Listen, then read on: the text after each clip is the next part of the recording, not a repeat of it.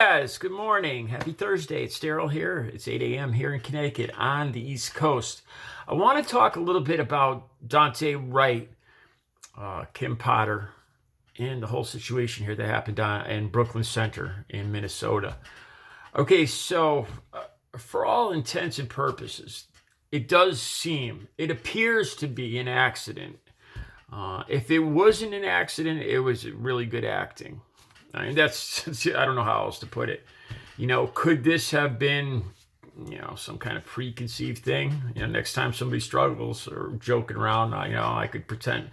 It could be, but for all purposes, it seems like it appears to be an accident. I'm not a cop. I don't know. I've never carried a taser in my life. I don't know. This is the thing that kind of, it bothers me. The taser is on the other side opposed to the service piece. And the taser is yellow, is bright yellow.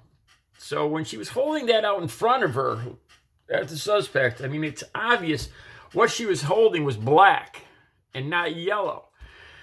Now, I understand adrenaline and everything, and also this Kim Potter was a veteran of the police force for 26 or 27 years on the police force. And in this situation, her adrenaline got so out of control that she couldn't tell that it wasn't a yellow object she had in her hand, a bright yellow object, that it was a black object. I mean, it could happen. It's from the sound of her voice. It sounds like it was a mistake, but it's a big mistake. You know what? I'll tell you guys honestly.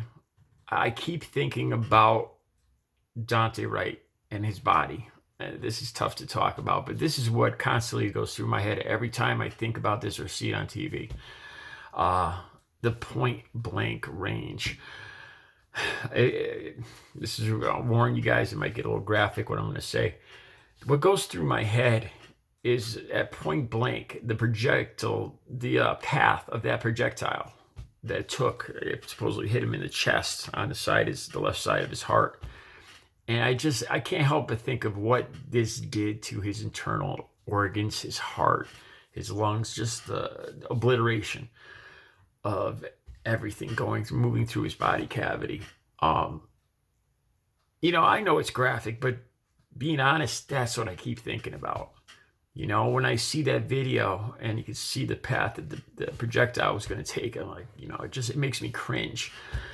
The destruction that one projectile did cause. It might have been a mistake, but it's a big, big, big mistake. Another thing I want to talk about is I keep seeing this phrase. I caught it on TV and I see it when I Googled Dante Wright, Brooklyn Center, Kim Potter. I get different articles and you have the description of the article. And in quite a few of them, it appears to be a quote. If only he didn't arrest, he'd still be alive today. I have a problem with that quote.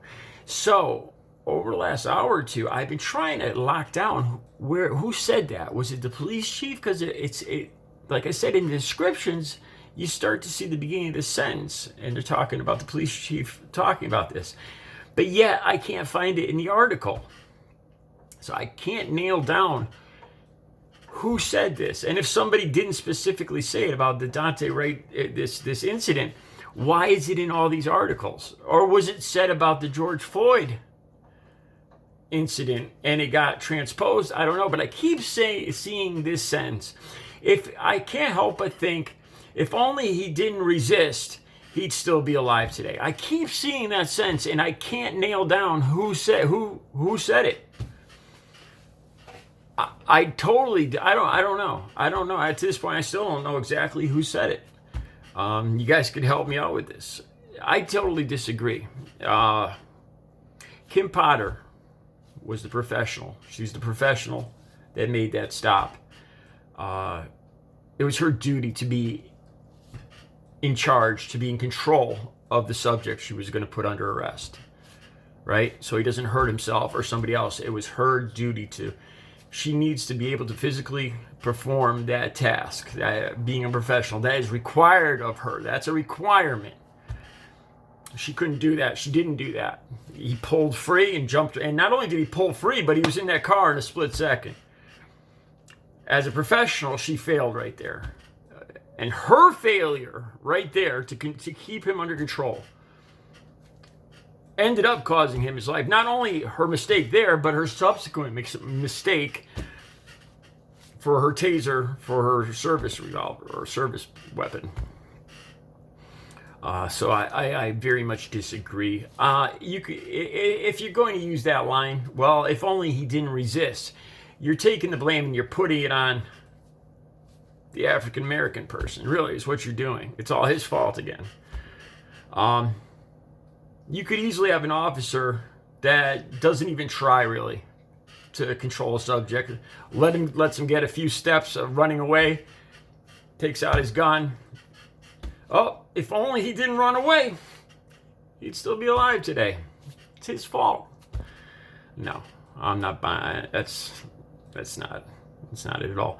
I've been handcuffed before, and it's I don't care if you don't have any phobias about being handcuffed or being restricted. It's a very unpleasant.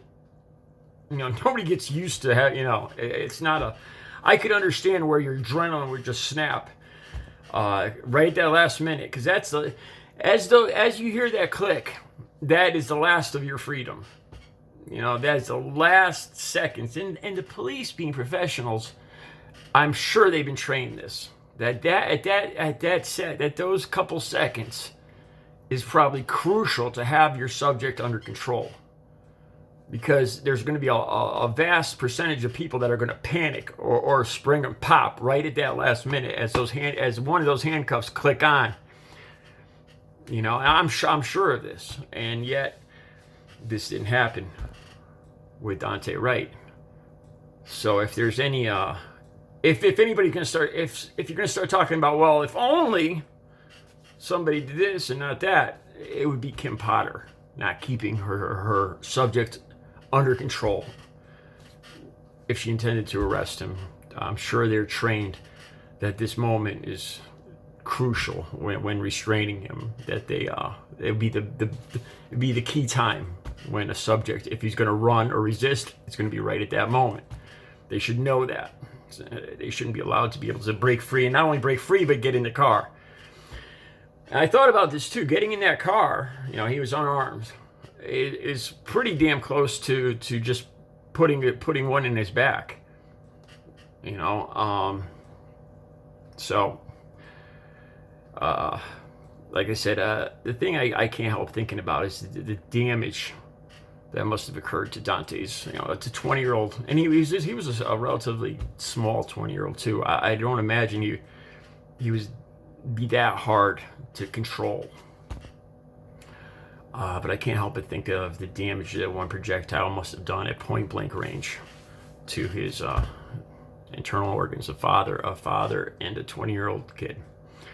And it wasn't because supposedly now it's not because of air freshener. Supposedly it was just this expired registration sticker. So he'd be alive today if it wasn't for a expired registration sticker. It's amazing the small things that tend to be fatal for African Americans these days. All right, you guys have a good Thursday.